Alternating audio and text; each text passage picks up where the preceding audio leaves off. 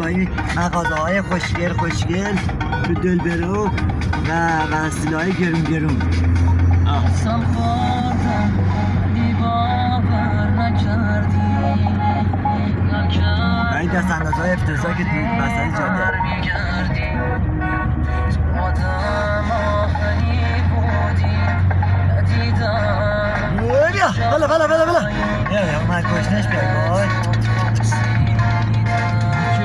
گشنش بی قلبت جز من دل بکیبم زمینیت بجه روزی که میگفتم یکی هست چه باید بجه ها؟ زیادی بودم انگار دروغ گفتی